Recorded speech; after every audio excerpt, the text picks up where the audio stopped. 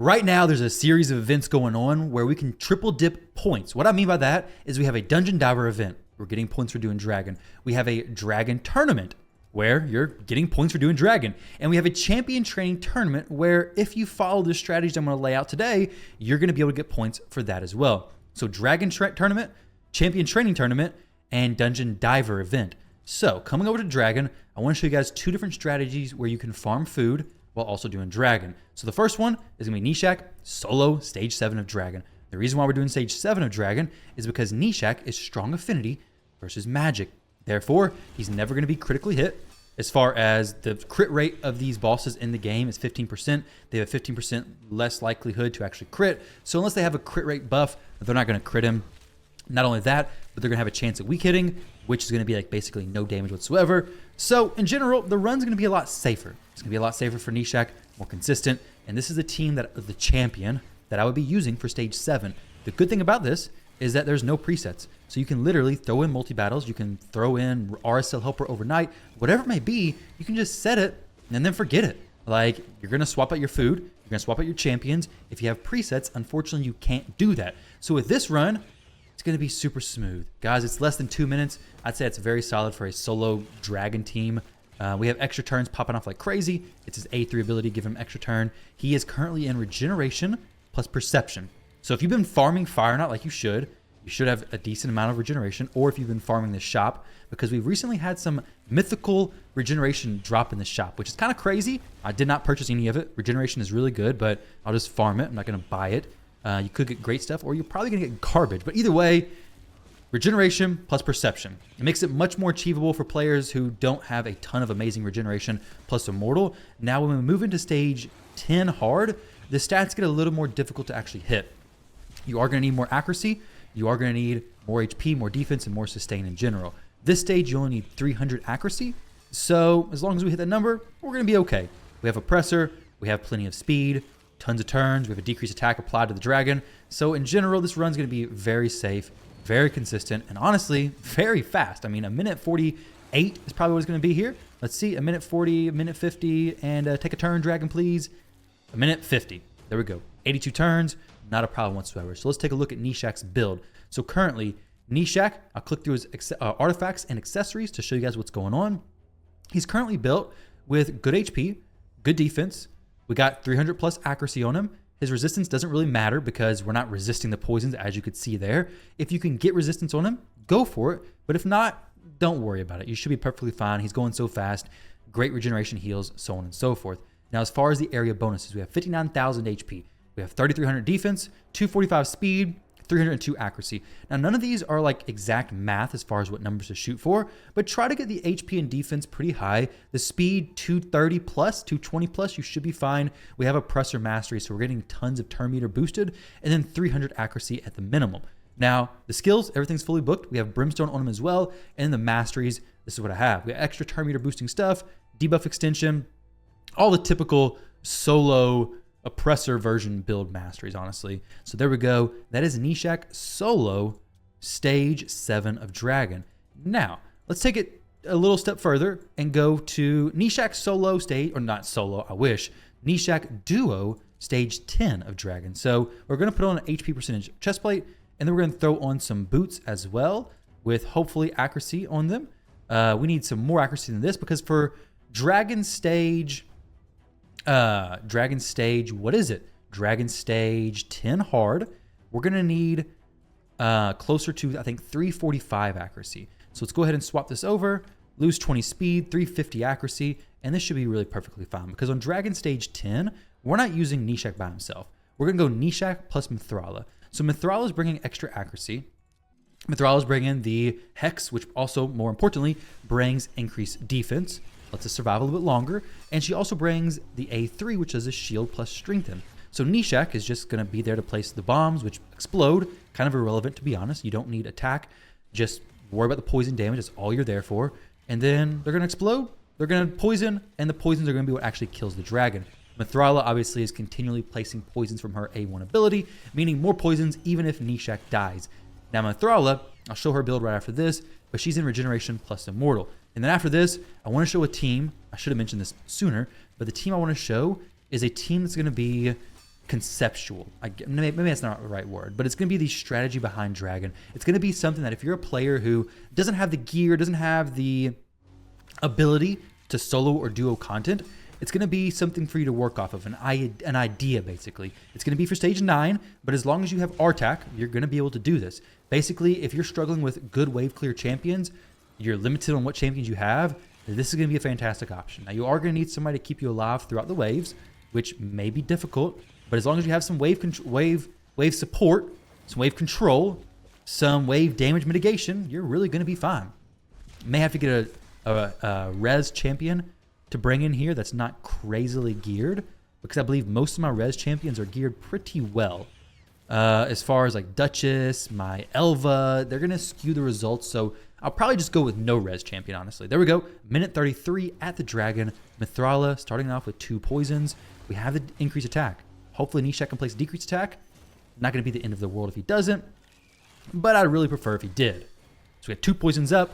The Dragon did get his breath off. Not a huge deal. Even if Gnishak dies here, not going to be a massive issue. Like, Mithrala should be able to handle this herself. Now, if you are somebody who is a little skeptical of this run, I don't blame you whatsoever. I would be too. I have a video which I'll link to, which gives the entire 100+ run breakdown and the gear and everything that I did for Gnishak over there. Honestly, I just not swapped his gear up, so I may have put the wrong pieces on there, but the idea is the exact same thing. You're looking for good HP, good defense, fast, and making sure your accuracy is good. Throw in some presets. It's going to be very consistent. But check out that video. It's going to show you the consistent run for this. Tested over 100+ runs. May have even been closer to 200. So there you go. That's his team for stage 10 hard.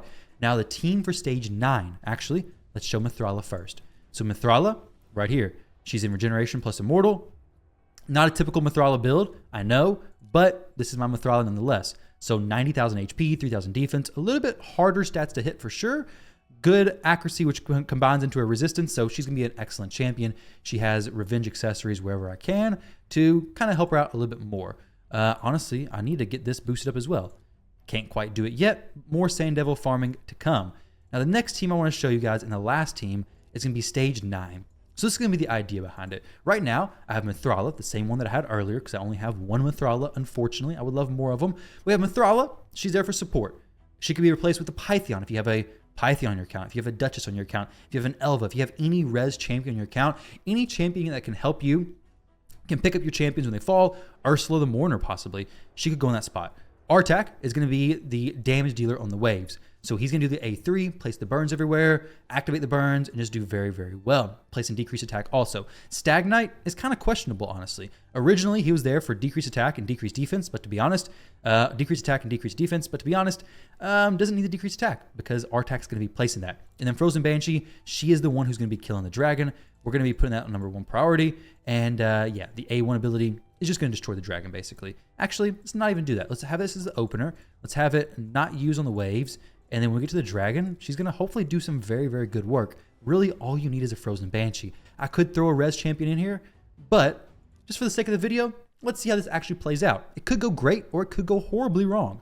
Because to be honest, I didn't test this out before starting this. I just want to show you guys the ideas behind Dragon, and that you probably have the champions and the team and the strategies to do it. You just don't quite realize what you have.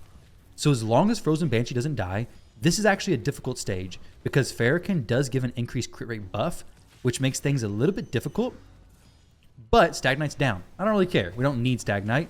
Like I said, he's a little bit questionable to begin with. Not really a champion who is going to do a ton for me, to be honest.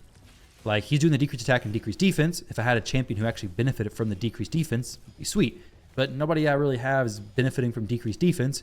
Everybody doesn't do damage, basically. Like, we have no real damage dealer. Our damage is HP burn on the waves, which I have Artak opening up with his A3 and then not using it anymore. So it's A3 opener and then turns it off because I want to make sure I have it available for this wave 2. Wave 2, hopefully he uses whatever. Activating the HP burns, of course. Mithrala is petrifying, so if they attack me, they have a chance of being petrified, which is amazing, of course. He's continually using the A3, and then he may have the A2 turned off and only using the A2 ability on the dragon. Okay, it's not. Excellent. So right now, just continually working down the waves, and I have a lot of faith in Frozen Banshee, honestly. It may be misplaced, may be wrong, but for a rare champion, I got a feeling she's going to do fine. I got a feeling she's going to do perfectly fine. However, I forget what masteries I have her set to. Not a huge deal. As long as she can actually apply the poisons, we will be A-okay. So here we go. Artak swiping with the Soul Reap. Pretty cool stuff. Opens with his A3. Not really that big of a deal. Frozen Banshee placing that poison sensitivity. Now we need a bunch of counterattacks, a bunch of poisons being placed. Boom, there's 2 poisons. All right, excellent. Now, we need some more poison. Mithrala, more poisons. Frozen Banshee, more poisons. She's getting pretty close to dying. It's okay. As long as we have lifesteal on her currently. So as long as she gets some poisons off, maybe some War Master procs, she's going to get the heals from that lifesteal. And like I said, this is just the concept of a team. This is not the team necessarily that you should be running, but this is a team that you can adjust, you can build off of, and make it 100% for you. This is the first time I've ran it. Just showing you that the idea of this stuff, basically have an Artak get through the waves, get to the dragon, have some type of support champion to keep your team alive. Mithrala, in my case, is going to be exactly what you need to actually get through dragon and destroy it. Granted, the gear on my champions is pretty good, but we just did it with 3 champions. 3 champions who, not necessarily built for this, though Artak and Mithrala can, I think, technically solo this. So that is something to consider. However, Mithrala isn't necessarily the best support because if people die, she doesn't res them, so there's kind of out of luck. But here we go. Mithrala, already saw her. Artak, not super relevant. I don't want you guys to think this build is what you need. It is by no means what you need whatsoever. So I'm not even going to show you guys this because you'll start to think that's what you need. Just throw Artak and something decent. Relentless gear, doesn't matter. Perception, relentless, regeneration, doesn't matter what you're doing. Cursed gear, it's really good for him in Hydra as well. Doesn't matter. Just throw him in something. Frozen Banshee is in lifesteal. Honestly, could use more HP, could use more defense, could possibly even, no, her accuracy's fine. But she's okay. She has good speed. Everything's okay. She survives at least a couple hits. And then as far as masteries go, she has War Master. So now whenever she counterattacks, she has a chance to basically fully heal herself. So that is a breakdown on Dragon, guys. Hopefully this can help you with farming some food, getting the triple dipping action going on from the Dungeon Diver event, the Dragon Tournament, as well as the Champion Training Tournament. So down below, I will link to the video that I did with Gnishak a while back, 100% consistent on Dragon Stage 10, as well as Dragon Stage 7. I'll try to link both of those for those of you who are curious. Once again, you've seen these teams. Gnishak, very, very solid champion to actually solo or duo these dungeons. Stage 10, a little more difficult. Stage 7, pretty easy to be honest. But with that said, I hope you guys enjoyed. Best of luck going for this fusion. If you are, I am going for it. And I think that if you're interested in Hydra, specifically cadaver teams, that it's worth going for. I'm going to do some more work testing him, but I think if you don't have Krisk, if you need a champion who increases buff duration, possibly extends shield value, specifically on cadaver, and places a decreased speed AoE, he's worth going for. But nonetheless, guys, thank you all very much for watching. Hopefully you enjoyed the video, and I'll catch you all in the next one.